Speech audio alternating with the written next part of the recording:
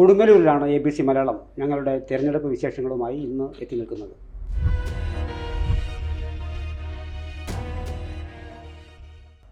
Sir, കൊടുങ്ങല്ലൂരിൻ്റെ രാഷ്ട്രീയം മറ്റു പശ്ചാത്തലങ്ങളിലേക്ക് കടക്കും മുമ്പ് സാർ കൊടുങ്ങല്ലൂരിനെ കുറിച്ച് ഏതാനും ചില വാക്കുകൾ. കൊടുങ്ങല്ലൂർ കേരളത്തിൻ്റെ സംസ്കൃതിയിൽ വളരെ പ്രധാനപ്പെട്ട ഒരു സ്ഥലമാണ്. കാരണം കേരളം ഭരിക്കാൻ വന്നു കഴിഞ്ഞാൽ തമിഴ്നാട്ടിൽ നിന്ന് വരുന്ന പെരുമാക്കന്മാർ, ചേര ഭരണ വംശത്തിൽ നിന്നുള്ള പെരുമാക്കന്മാരുടെ ഭരണ കേന്ദ്രം ആയിരുന്നു കൊടുങ്ങല്ലൂർ. കൊടുങ്ങല്ലൂരിൽ ഈ ഭരണ കേന്ദ്രങ്ങളുടെയൊക്കെ പേര് തളി എന്നായിരുന്നു. ഈ തളി ഇന്ന് കേരളത്തിൽ പേരുള്ള പല സ്ഥലങ്ങളും കാണാം. കോഴിക്കോട് തളി ക്ഷേത്രം. അതെ അതെ. അപ്പോൾ തളി പല സ്ഥലത്തും ഉണ്ട്. പട്ടാമ്പിയും. ഇപ്പോൾ കൊടുങ്ങല്ലൂരിൽ തന്നെ കീഴ്ത്തളി എന്ന് പറഞ്ഞൊരു സ്ഥലമുണ്ട്. എന്ന് പറഞ്ഞാൽ മുമ്പ് ഈ ഭരണം നടന്നിരുന്ന കേന്ദ്രങ്ങളാണിത്, ക്ഷേത്ര സങ്കേതങ്ങളാണ്. ഈ തളിയിലിരുന്നിട്ടാണ് ഈ കൂടിയാലോചിക്കുന്നത് ഇവർ, ഭരണകേന്ദ്രത്തിലിരുന്നിട്ട് നമ്പൂതിരിമാരൊക്കെ. കീഴ്ത്തളി മഹാദേവ ക്ഷേത്രം ഞാൻ മാസത്തിൽ ഒരിക്കൽ പോകുന്ന സ്ഥലമാണ്. ഈ തിരുവഞ്ചിക്കുളം മഹാദേവ ക്ഷേത്രവും ഈ കീഴ്ത്തളി മഹാദേവ ക്ഷേത്രം. അപ്പോൾ ഈ കീഴ്ത്തളി മഹാദേവ ക്ഷേത്രത്തിൽ ചെല്ലുമ്പോൾ അതിൻ്റെ മുമ്പിലൊരു ലാമ്പ്, ഈ കീഴ്ത്തളി മഹാദേവ ക്ഷേത്രം ചെറിയ ക്ഷേത്രമാണത്, ഇപ്പോൾ വലിയ സൗകര്യങ്ങളില്ല. ആ ലാമ്പിൽ മറ്റേ VR സുനിൽകുമാർ സംഭാവന ചെയ്ത് എന്ന് എഴുതി വെച്ചത് ഞാൻ കാണാറുണ്ട്. VR സുനിൽകുമാറാണ് അവിടെ നിന്നുള്ള 2 തവണ MLA. കഴിഞ്ഞ തവണ അദ്ദേഹത്തിന് കിട്ടിയതാണ് അവിടുത്തെ ഏറ്റവും വലിയ വോട്ട്, 23,893. VR സുനിൽകുമാറിൻ്റെ അച്ഛൻ VK രാജൻ വളരെ പോപ്പുലറായ ടവറിങ് ആയ ഒരു ഫിഗർ ആണ് കൊടുങ്ങല്ലൂരിൽ. കാരണം VK രാജൻ 4 തവണ കൊടുങ്ങല്ലൂരിൽ നിന്ന് CPIയെ പ്രതിനിധീകരിച്ച് നിയമസഭയിലെത്തി മന്ത്രിയായി. അകാലത്തിലായിരുന്നു മരണം. കാരണം ആ സമയത്ത് തൃശ്ശൂർ ജില്ലയിൽ നിന്ന് ഒരു ടീം ഉണ്ടായിരുന്നത് നമുക്ക് ഓർക്കാം. VK Rajan, KP Rajendran, Krishnan Kaniyamparambil, KP Rajendran, CN Jayadevan, ഇങ്ങനെ അതായത് വലിയ നേതൃനിര തന്നെ. ഈ C അച്യുതമേനോനൊക്കെ ശേഷം. അതുപോലെ തന്നെ മീനാക്ഷി തമ്പാൻ 2 തവണ മത്സരിച്ച് ജയിച്ചത് VK രാജന് ശേഷം. VK രാജൻ ഉണ്ടായിരുന്നെങ്കിൽ VK രാജനെ റീപ്ലേസ് ചെയ്യാൻ ആളുകളൊന്നും ഉണ്ടായിരുന്നില്ല. VK രാജന് ശേഷം ആണ് മീനാക്ഷി തമ്പാൻ വരുന്നത്. മീനാക്ഷി തമ്പാന് ശേഷം KP രാജേന്ദ്രൻ, പിന്നെ സുനിൽകുമാർ. ഇങ്ങനെയാണ് ഒരു CPI കോട്ട ആണ് കൊടുങ്ങല്ലൂർ. കൊടുങ്ങല്ലൂരിന് ഈ പശ്ചാത്തലവും മതിലകം എന്ന് പറഞ്ഞ സ്ഥലമൊക്കെ ഇല്ലേ, പഴയ ഭരണത്തിൻ്റെ ഒക്കെ സ്ഥലങ്ങൾ. ഈ തിരുവഞ്ചിക്കുളം പ്രധാനപ്പെട്ട സ്ഥലങ്ങൾ, കൊടുങ്ങല്ലൂർ ഭഗവതി ക്ഷേത്രം, ഇതൊക്കെ ഉണ്ടെങ്കിലും അതൊരു കമ്മ്യൂണിസ്റ്റ് കോട്ട ആയി നിൽക്കുന്നതിൻ്റെ കാരണം അവിടുത്തെ ആദ്യത്തെ MLA ഈ ഗോപാലകൃഷ്ണ മേനോൻ്റെ സ്ഥലം എന്നുള്ള നിലയ്ക്കാണ്. ഈ ഗോപാലകൃഷ്ണ മേനോനാണ് കേരളത്തിലെ ആദ്യത്തെ കമ്മ്യൂണിസ്റ്റ് MLA എന്ന് പറയുമ്പോൾ.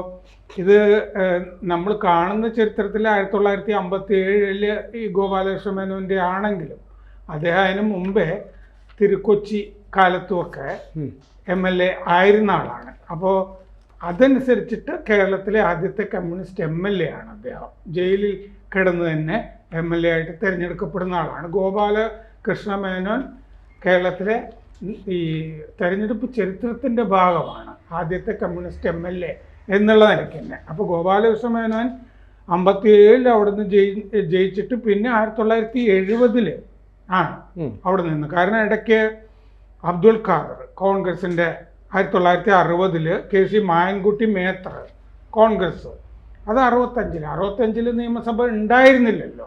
കാരണം ആർക്കും ഭൂരിപക്ഷം ഇല്ലാത്തത് കൊണ്ട് പിരിച്ചുവിട്ട് രാഷ്ട്രപതി ഭരണത്തിലാവുകയാണ് ചെയ്തത്. അത് കഴിഞ്ഞ് PK ഗോപാലകൃഷ്ണൻ CPIയുടെ വന്നു. ഈ ഗോപാലകൃഷ്ണ മേനോൻ വീണ്ടും മത്സരിച്ചു. പിന്നെ രാജൻ 4 തവണ, മീനാക്ഷി തമ്പാൻ, ഉമേഷ് ചള്ളിയിൽ വരികയാണ്. ഈ മീനാക്ഷി തമ്പാന് ശേഷം ഉമേഷ് ചള്ളിയിലും കേരളത്തിലെ തെരഞ്ഞെടുപ്പ് ചരിത്രത്തിൽ മറക്കാൻ പറ്റാത്തൊരാളാണ്. കാരണം ഉമേഷ് ചള്ളിയിലാണ് ശ്രീനാരായണ ഗുരുവിൻ്റെ പേരിൽ സത്യപ്രതിജ്ഞ ചെയ്തത്. നിയമസഭയിൽ ചെയ്യാൻ പറ്റില്ല. ഭരണഘടന അനുസരിച്ച് 2 തരത്തിലേ പറ്റുള്ളൂ. ഒന്ന് ദൃഢപ്രതിജ്ഞ, 2 ദൈവനാമത്തിൽ. അത് ദൈവനാമത്തിൽ നിന്ന് സത്യപ്രതിജ്ഞ ചെയ്യാൻ പറ്റുള്ളൂ. നമുക്ക് 16,008 ദൈവങ്ങളുള്ളതുകൊണ്ട് 16,008 ദൈവങ്ങളുടെ പേരിൽ ചെയ്യാൻ പറ്റില്ല. ദൈവം നാമത്തിൽ ഇപ്പൊ തന്നെ ഈ ഉമേഷ് ചള്ളിലിന്റെ കേസ് ഹൈക്കോടതി വിധിച്ചതാണ്, സുപ്രീം കോടതി ശരിവെച്ചതുമാണ്. അദ്ദേഹത്തിനെ അയോഗ്യനാക്കി. അദ്ദേഹം അത് കുറെ കൊല്ലം ആ കേസ് നടന്നു. അദ്ദേഹം വാങ്ങിച്ച ശമ്പളം ഉണ്ടല്ലോ, ഇത് മുഴുവൻ തിരിച്ചടയ്ക്കാനായിട്ട് സുപ്രീം കോടതി ആവശ്യപ്പെട്ടു. എന്തുകൊണ്ടാന്ന് വെച്ചാൽ ഭരണഘടനയെ മാനിച്ചില്ല, ഭരണഘടനയുടെ അന്തസ്സ് കെടുത്തി ഉമേഷ് ചള്ളി എന്ന് പറഞ്ഞിട്ടാണ് ചെയ്തത്. അപ്പൊ ശ്രീനാരായണ ഗുരുവിന് അക്കാര്യത്തിൽ അദ്ദേഹത്തിനെ രക്ഷിക്കാനൊന്നും കഴിഞ്ഞില്ല. ഇപ്പോ തിരുവനന്തപുരത്ത് 20 കൗൺസിലർമാർ BJPയുടെ പെട്ട് കിടക്കുകയാണ്. കാരണം അവർ ബലിദാനികളുടെ പേരില്, സൗകര്യമുള്ള ദൈവങ്ങളുടെ പേരില് ഒക്കെ, ചട്ടമ്പി സ്വാമിയുടെ പേരിലോ ഒക്കെ സത്യപ്രതിജ്ഞ ചെയ്തിട്ടുണ്ട്. ഇത് എന്ന് പറഞ്ഞാൽ ഇത് സെറ്റിൽഡ് കേസാണെന്ന് നമ്മൾ പറയുമല്ലോ. സുപ്രീം കോടതി തീരുമാനിച്ചൊരു കേസാണ്.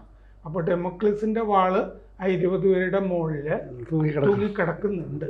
ചെയ്തത് തെറ്റാണെന്ന് സുപ്രീം കോടതി വിധിച്ച് കഴിഞ്ഞതാണത്. ഇപ്പൊ കേസുണ്ട്, ആ 20 പേർക്കെതിരെ ദീപക് കൊടുത്ത കേസുണ്ട്.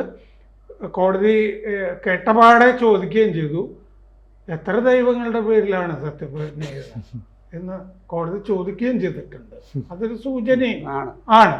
അപ്പോൾ ഉമേഷ് ചള്ളിയിൽ എന്നെ നമ്മളങ്ങനെ ഓർക്കുന്നുണ്ട് അവിടെ നിന്ന്, ഇല്ലേ? നമ്മുടെ JSSന്റെ പിന്നെ JSSൽ ചേർന്നിട്ട് നമ്മുടെ വേണു ഇല്ലേ, നക്സലൈറ്റ് വേണു, അദ്ദേഹത്തിനും മത്സരിക്കാൻ ആഗ്രഹം വന്ന സ്ഥലമാണ് കൊടുങ്ങല്ലൂരൊക്കെ, അവരുടെ സ്ഥലമാണല്ലോ.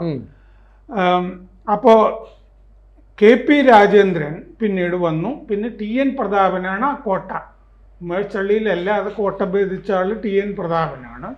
TN പ്രതാപൻ പിന്നെ പിന്നീട് VR സുനിൽകുമാറിൻ്റെ ഊഴമാണ്. സുനിൽകുമാർ മാറാൻ സാധ്യതയില്ല. കാരണം എന്താണെന്ന് വെച്ചാൽ VK രാജൻ്റെ പ്രതാപം, ആ പ്രതാപം ഒന്നും അവിടുത്തെ ആളുകൾ മറക്കാനും സാധ്യതയില്ല. ഞാൻ ഈ കീഴ്ത്തളി മഹാദേവ ക്ഷേത്രത്തിൻ്റെ മുമ്പിൽ മറ്റേ ലാമ്പ് വെച്ചു എന്ന് പറഞ്ഞല്ലോ, അപ്പോൾ അദ്ദേഹം കമ്മ്യൂണിസ്റ്റ് ആണെന്നുള്ള വിശ്വാസത്തിൽ, മറ്റേ ഹിന്ദുമത വിശ്വാസത്തെ ഒന്നും തള്ളിപ്പറയുന്ന ആളല്ല എന്ന് അവസാനം പറയാൻ വേണ്ടിയാണ് ഞാനത് നേരത്തെ പറഞ്ഞത്. ഇപ്പം ഈ പറയുന്ന ഈ ഏറ്റവും പ്രധാനപ്പെട്ട ഈ കൊടുങ്ങല്ലൂർ ക്ഷേത്രത്തെക്കുറിച്ചാണ്. ക്ഷേത്രത്തിൽ ഈ കുംഭമാസത്തിലെ ഭരണി നാൾ മുതൽ അത് മീനമാസത്തിലെ ഭരണി നാളിൽ അവസാനിക്കുന്ന പ്രധാനപ്പെട്ട ആഘോഷം കൊടുങ്ങല്ലൂർ ഭരണി. ഈ സംസ്ഥാനത്തിൻ്റെ വിവിധ ഭാഗങ്ങളിൽ നിന്നാണ് ഈ കൊടുങ്ങല്ലൂർ ഭരണിയിൽ പങ്കെടുക്കാനായിട്ട് ആളുകൾ എത്തുന്നത്, കാവുതീണ്ടിലും അത്തരം കാര്യങ്ങളൊക്കെ. എന്തായാലും നമുക്ക് ഈ കഴിഞ്ഞ 2 നിയമസഭാ തെരഞ്ഞെടുപ്പിൻ്റെ കാര്യം മാത്രം എടുത്തു കഴിഞ്ഞാലും 2016 VR സുനിൽകുമാർ CPIയെ പ്രതിനിധീകരിച്ചെത്തിയതാണ്. അദ്ദേഹത്തിന് അന്ന് ഭൂരിപക്ഷം കിട്ടിയത് 20,791 വോട്ടായിരുന്നു. KP ധനപാലനാണ് കോൺഗ്രസിനെ പ്രതിനിധീകരിച്ച് മത്സരിച്ചത്. 2021 തെരഞ്ഞെടുപ്പിലും വീണ്ടും VR സുനിൽകുമാറിന് തന്നെ CPI സീറ്റ് നൽകുകയാണ്. പക്ഷേ എതിരിടാനായിട്ട് അന്ന് കോൺഗ്രസ് നിശ്ചയിച്ചിരുന്നത് ജാക്സൺ എന്ന് പറയുന്ന നേതാവിനെ, MP ജാക്സണെതിരെ 23,893 വോട്ടുകളുടെ ഭൂരിപക്ഷത്തിലാണ് ജയിച്ചത്. എന്ന് പറഞ്ഞാൽ ഏതാണ്ട് 1000ഓളം വോട്ട് കൂടുതൽ നേടാനായിട്ട് VR സുനിൽകുമാറിന് സാധിച്ചിട്ടുണ്ട്. സ്വാഭാവികമായിട്ടും ഇത്തവണ 2 തവണ മത്സരിച്ചുകൊണ്ട് ഒരുപക്ഷെ VR സുനിൽകുമാറിനെ മാറ്റാനുള്ള സാധ്യതയുണ്ട്. പകരം CPIയിലെ ഏത് നേതാവ് മത്സരിക്കുമെന്നുള്ളത് വലിയ ആശങ്കയാണ്. എന്തായാലും CPIയുടെ ഉറച്ചൊരു കോട്ടയായിട്ടാണ് പൊതുവെ കൊടുങ്ങല്ലൂരിനെ വിശേഷിപ്പിക്കുന്നത്. ഈ 2016 കണക്കെടുത്തു കഴിഞ്ഞാൽ മൊത്തം ഏതാണ്ട് 45% വോട്ടാണ് അവിടെ ഈ വിജയിച്ച സ്ഥാനാർത്ഥി കിട്ടിയത്. അതായത് മൊത്തം 79% വോട്ട് പോൾ ചെയ്തപ്പോൾ 45% വോട്ട് LDF സ്ഥാനാർത്ഥിക്ക് കിട്ടി. 2021 കണക്കെടുത്താൽ മൊത്തം 77% പോൾ ചെയ്തപ്പോൾ 47.99% വോട്ടാണ് VR സുനിൽകുമാറിന് ലഭിച്ചത്. എന്ന് പറഞ്ഞാൽ 23,893 വോട്ടിലേക്ക് എത്തുമ്പോൾ, അല്ലെങ്കിൽ ഭൂരിപക്ഷം കൂടിയപ്പോൾ അവിടെ പോളിംഗ് പെർസെൻറ്റേജ് കുറഞ്ഞിരുന്നു. എന്നിട്ടും അതിനകത്ത് ഒരു നേട്ടം ഉണ്ടാക്കാനായിട്ട് അവർക്ക് സാധിച്ചിട്ടുണ്ട്. കോൺഗ്രസിൻ്റെ സ്ഥാനാർത്ഥിക്ക് 2016 45,118 വോട്ട് ലഭിച്ചപ്പോൾ ജാക്സണ് 47,564 വോട്ട് ലഭിച്ചു. എന്ന് പറഞ്ഞാൽ കോൺഗ്രസ് സ്ഥാനാർത്ഥിയും ക്രമാനുഗതമായി വോട്ട് ഉയർത്തിയിട്ടുണ്ട് എന്നാണ് ഈ കണക്കുകളിൽ നിന്ന് നമുക്ക് വ്യക്തമാകുന്ന ഒരു കാര്യം. 2 തവണയും 2016 BDJS ആണ് അവിടെ മത്സരിച്ചത്. എന്നാൽ 2021 ആയപ്പോൾ സീറ്റ് BJP ഏറ്റെടുക്കുകയും BJPയുടെ സന്തോഷ് ചെറുകുളം എന്ന് പറയുന്ന ഒരു സ്ഥാനാർത്ഥി അവതരിപ്പിക്കുകയാണ് ചെയ്തത്. പക്ഷേ BJPക്ക് അതിനനുസരിച്ചുള്ള ഒരു നേട്ടം ഉണ്ടായില്ല. കാരണം BDJS മത്സരിച്ചപ്പം 32,793 സീറ്റ് വോട്ട് ലഭിച്ചപ്പം BJP സ്ഥാനാർത്ഥി മത്സരിച്ചപ്പോൾ 28,204 വോട്ട്. അതാണ് സാർ നേരത്തെ പറഞ്ഞ ഉമേഷ് ചള്ളിയിലൊക്കെ അവിടെ നിന്ന് JSSൻ്റെ പ്രതിനിധിയായിട്ട് മത്സരിച്ച് വിജയിച്ചാണ്. എന്ന് പറഞ്ഞാൽ SNDP വോട്ടുകൾക്ക് അല്ലെങ്കിൽ ഈഴോ വോട്ടുകൾക്ക് നിർണായകമായ ഒരു സ്വാധീനം ഈ മണ്ഡലത്തിലുണ്ട്. അത് ഈ VR സുനിൽകുമാർ മാറണം എന്നുണ്ടെങ്കിൽ സുരേഷ് ഗോപിയോട് തോറ്റൊരു സ്ഥാനാർത്ഥി VS സുനിൽകുമാർ, വേറെ സുനിൽകുമാറിനും അവസരമുണ്ടല്ലോ. അവസരമുണ്ട്. ഇനി ഈ കൊടുങ്ങല്ലൂര് ചാലക്കുടി പാർലമെന്റ് ലോക്സഭാ മണ്ഡലത്തിന് കീഴിൽ വരുന്നതാണ്. വളരെ പ്രശസ്തരായ ആൾക്കാർ അവിടെ നിന്ന് ലോക്സഭയിലേക്ക് പോയിട്ടുണ്ട്. പരമള്ളി ഗോവിന്ദമേനോൻ, PC ചാക്കോ, K കരുണാകരൻ. അതെന്താന്ന് വെച്ചാൽ ആ സമയത്ത് അതിന്റെ പേര് മുകുന്ദപുരം. അതെ. പിന്നെ കരുണാകരൻ, ലോനപ്പൻ തമ്പാടൻ മാഷ്, പിന്നെ ഇൻഡസെന്റ്, ഇങ്ങനെ ഇതാണ് പട്ടിക. ഏറ്റവും ഒടുവിൽ 1924 നമ്മുടെ ബെന്നി ബഹനാനാണ്. മുകുന്ദപുരത്തിന്റെ പ്രശസ്തമായ കഥ എന്താണെന്ന് വെച്ച് കഴിഞ്ഞാൽ പനമ്പള്ളി ഗോവിന്ദമേനോനെ അവിടെ ജനാർദ്ദനൻ എന്ന് പറഞ്ഞ ആരും അറിയാത്തൊരു സ്ഥാനാർത്ഥി തോൽപ്പിച്ചു മുകുന്ദപുരത്ത്. പനമ്പള്ളി ജയൻ കില്ലേഴ്സ് ഉണ്ടാവുമല്ലോ. അപ്പൊ പനമ്പള്ളി ഗോവിന്ദം മേനോൻ പറഞ്ഞു, വലിയ ആളുകൾ വീഴാൻ പഴത്തൊല്ലിയിൽ ചവിട്ടിയാലും മതി. CG ജനാർദ്ദനൻ. പിന്നെ ഇത് ചാലക്കുടിയുടെ ഭാഗമായതുകൊണ്ട് തന്നെ നമുക്ക് പിന്നെ അതിരപ്പള്ളി വെള്ളിച്ചാട്ടം, പിന്നെ കലാഭവൻ മണിയെ ഒന്ന് പരാമർശിക്കാതെ പോകുന്നത് ശരിയല്ലാത്തതുകൊണ്ട് ആ പേരുകൾ പറയുകയാണ്. പിന്നെ ലോക്സഭാ ഇലക്ഷനിൽ നമ്മൾ 2019 കൊടുങ്ങല്ലൂർ ലഭിച്ച വോട്ട് വിഹിതം UDFൻ്റെയും LDFൻ്റെയും NDAയുടെയും. UDFന് 2019 42.7 ലഭിച്ചത്. 61,085 വോട്ടുകൾ ലഭിച്ചു. അതേസമയത്ത് LDFന് 34.5 ലഭിച്ചത്. 49,355 വോട്ടുകൾ. NDAക്ക് 20.8 29,732. അത് 2024 വരുമ്പോൾ 42.7 എന്നുള്ള 19 കണക്കിൽ നിന്ന് താഴ്ന്ന് 37.9 മാറുന്നു. 51,725 വോട്ടുകളാണ് അന്ന് UDFന് കിട്ടുന്നത്. LDFന് 34.5 ഉണ്ടായിരുന്നത് 2019 38.1 ആയിട്ട് മാറി. 52,091 വോട്ടുകളാണ് ലഭിച്ചത്. NDAക്ക് 20 എന്നതിൽ നിന്ന് 17.5 ആയിട്ട് NDAക്ക് കുറയുകയും ചെയ്തു. 23,836 വോട്ടുകൾ. ഇതാണ് കൊടുങ്ങല്ലൂരിൽ, ചാലക്കുടി പാർലമെൻറ്റ് മണ്ഡലത്തിൽ കൊടുങ്ങല്ലൂരിൽ ലഭിച്ച വോട്ട് വിഹിതം ഇതാണ്. ഇനി ഏറ്റവും ഒടുവിലായി നടന്ന നമ്മുടെ തദ്ദേശ സ്വയംഭരണ സ്ഥാപനങ്ങളിലേക്കുള്ള തിരഞ്ഞെടുപ്പ് നോക്കുമ്പോഴും അവിടെ UDFന് 50,686 വോട്ടുകളാണ് UDFന് ലഭിച്ചിരിക്കുന്നത്. LDFന് ലേശം മേൽക്കോയ്മയുണ്ട്. ലേശമല്ല, 60,490 വോട്ടുകളാണ്. 10,000-ഓളം വോട്ടിൻ്റെ വർധനവ് ലോക്കൽ ബോഡി ഇലക്ഷൻസിൽ അവിടെയുണ്ട് സാർ.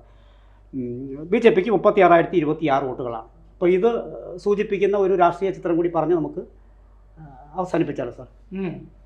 അതായത് കൊടുങ്ങല്ലൂര് മറ്റേ പലപ്പോഴും കോൺഗ്രസും UDFും ഒക്കെ ശരിക്കും കളം നന്നായിട്ട് ഉഴുതുമറിച്ചു കഴിഞ്ഞാൽ ജയിക്കാവുന്നൊരു സാഹചര്യം ഉണ്ടായിരുന്നു. പിന്നീട് ഈ VK രാജൻ ഒക്കെ വരുമ്പോൾ അതുപോലെ VK രാജനെയൊക്കെ നേരിട്ട് പരിചയപ്പെട്ടാൽ, കാരണം ഒരു എടുപ്പും ഒക്കെ സൈസും ഒക്കെ ഉണ്ടായിരുന്നു. പിന്നെ വലിയ ആക്സസിബിളാണ്, ആളുകൾക്ക് എന്തും പോയി പറയാവുന്ന, എങ്ങനെ വേണമെങ്കിലും കളിക്കാൻ അറിയാവുന്ന ആളുമൊക്കെ ആയിരുന്നു. അങ്ങനെയാണ്. അപ്പോൾ നല്ല സ്ഥാനാർത്ഥികൾ, കഴിഞ്ഞോണൊന്നും നല്ല സ്ഥാനാർത്ഥിയല്ലല്ലോ, ഒരു നല്ല സ്ഥാനാർത്ഥി വന്നു കഴിഞ്ഞാൽ ശ്രമിച്ചു നോക്കാവുന്നൊരു സ്ഥലമാണത്. കാരണം അവിടെ NDAക്ക് അത്യാവശ്യം വോട്ടൊക്കെ ഉള്ള സ്ഥലമാണല്ലോ. ഒരു ഹിന്ദുത്വ കൂടി വിളയാൻ സാധ്യതയുള്ളൊരു പതുക്കെ സാധ്യതയുള്ള സ്ഥലമാണ് ഈ കൊടുങ്ങല്ലൂര്. അപ്പോൾ അതുകൊണ്ട് മാറ്റം ഉണ്ടാക്കാൻ കഴിയുന്ന സ്ഥലം തന്നെയാണത്.